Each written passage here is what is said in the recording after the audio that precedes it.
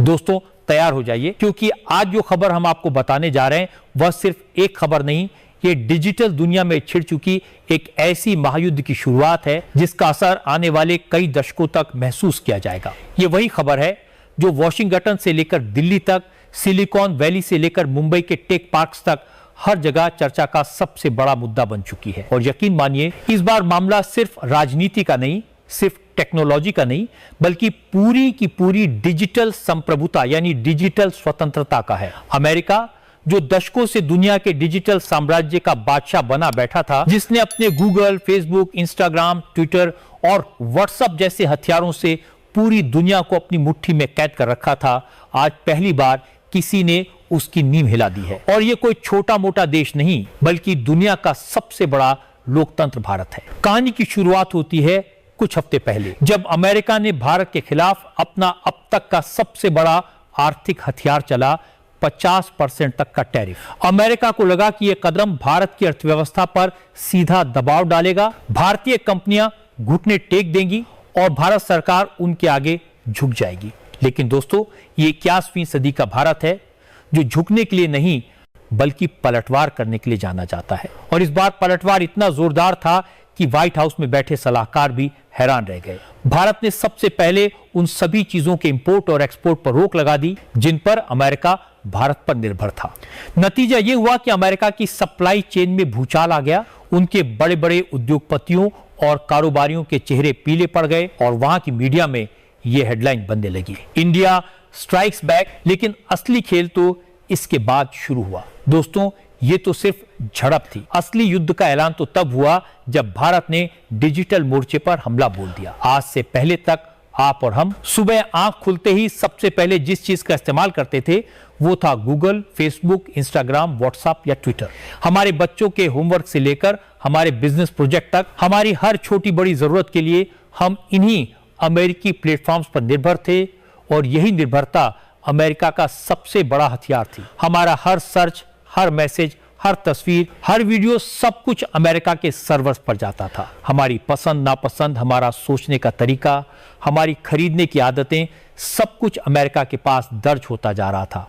भारत की 99% आबादी इन अमेरिकी डिजिटल सेवाओं का इस्तेमाल कर रही थी और इसके बदले अमेरिका अरबों खरबों डॉलर कमा रहा था। लेकिन अब भारत ने ठान लिया है, अब और नहीं। और इसी संकल्प का नतीजा है कॉमेट। जी हां दोस्तों, भारत ने अपना खुद का स्वदेशी गूगल लॉन्च कर दिया है और इसका नाम है कॉमेट। यह सिर्फ एक सर्च इंजन नहीं, बल्कि भारत का डिजिटल ब्रह्मास्त्र है।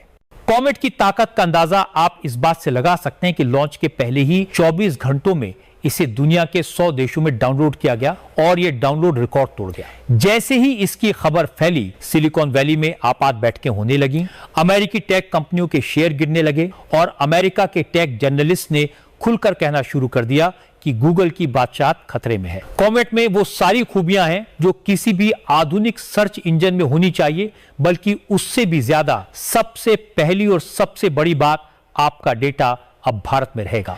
न चोरी, न जासूसी, न सेंसरशिप। जो कुछ आप कॉमेट पर सर्च करेंगे उसका रिकॉर्ड सिर्फ भारत के सर्वर पर होगा और उस तक पहुंच सिर्फ अधिकृत भारतीय अधिकारियों को ही होगी। दूसरी बड़ी खासियत, ये 23 से ज्यादा भारतीय भाषाओं में उपलब्ध है। अब इंटरनेट सिर्फ अंग्रेजी जानने वालों का अधिकार नहीं, बल्कि हर भारतीय अपनी भाषा में इसे इस्तेमाल कर सकेगा। तीसरी और सबसे खतरनाक ताकत, कॉमेट पूरी तरह एआई यानी आर्टिफिशियल इंटेलिजेंस से लैस है। यह आपकी पसंद नापसंद को सीखेगा, आपके लिए खुद से कंटेंट ढूंढेगा और आपको ऑडियो वीडियो के जरिए उसी भाषा में जवाब देगा जिसमें आप चाहेंगे। सोचिए, आप अपनी मातृभाषा में बोलकर कोई सवाल पूछते हैं और कॉमेट आपको उसी भाषा में जवाब दे देता है, वो भी सिर्फ टेक्स्ट नहीं बल्कि ऑडियो और वीडियो में। यह सुविधा आज तक गूगल भी इस स्तर पर नहीं दे पाया है। और तो और, कॉमेट आपकी इंटरनेट डेटा खपत को भी कम करेगा, यानी आपका 1 GB डेटा पहले से ज्यादा चलेगा, जिससे गरीब से गरीब यूजर भी लंबे समय तक इंटरनेट का फायदा उठा सकेगा। यह कदम सिर्फ तकनीकी नहीं बल्कि कूटनीतिक भी है। ऐसा कदम पहले चीन ने उठाया था जब उसने गूगल, यूट्यूब और फेसबुक को अपने देश में बैन कर दिया और अपने प्लेटफॉर्म्स लॉन्च किए। वजह थी डेटा सुरक्षा और अमेरिकी जासूसी से बचाव।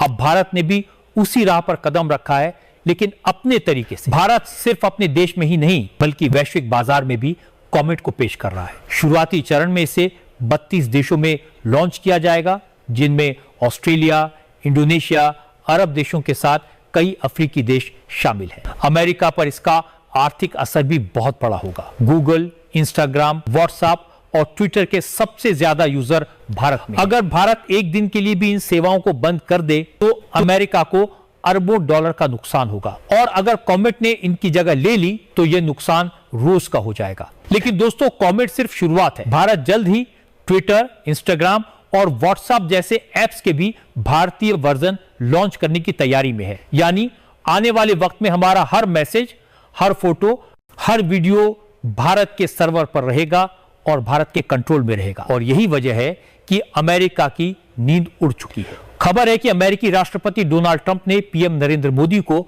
अमेरिका आने का न्योता दिया है ताकि इस पूरे विवाद को बातचीत से सुलझाया जा सके। लेकिन असली सवाल यह है, जब भारत इस समय डिजिटल मोर्चे पर जीत की स्थिति में है तो क्या उसे नेगोशिएशन में जाना चाहिए या फिर इस मौके का फायदा उठाकर अपनी डिजिटल आजादी को पूरी तरह स्थापित करना चाहिए? तो दोस्तों, इस पूरी कहानी का निष्कर्ष किसी साधारण घटना का अंत नहीं बल्कि एक ऐतिहासिक मोड़ का आगाज है। यह केवल एक सर्च इंजन के जन्म की बात नहीं बल्कि उस डिजिटल क्रांति की घोषणा है जो आने वाले दशकों तक भारत की पहचान को बदलने वाली है। कॉमेट का लॉन्च सिर्फ तकनीकी विकास का प्रतीक नहीं बल्कि यह हमारे राष्ट्रीय आत्मसम्मान, आर्थिक स्वतंत्रता और डिजिटल संप्रभुता का झंडा है जो अब पूरी दुनिया में लहराने के लिए तैयार है। पिछले 70 सालों से अमेरिका ने अपने डिजिटल औजारों और कंपनियों के जरिए पूरी दुनिया के डेटा पर राज किया है। हमारे विचार, हमारी आदतें, हमारा कारोबार और यहां तक कि हमारे बच्चों की पढ़ाई तक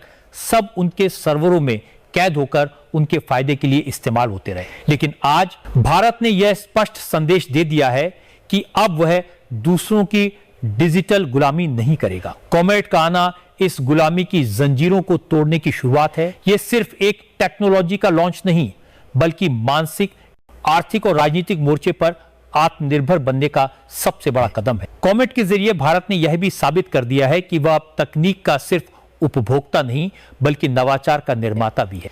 यह वही भारत है जिसने कभी आईटी और सॉफ्टवेयर सेवाओं से दुनिया को चौंकाया था और अब एआई, एआई और डेटा सुरक्षा के क्षेत्र में भी दुनिया को पीछे छोड़ने की तैयारी में है।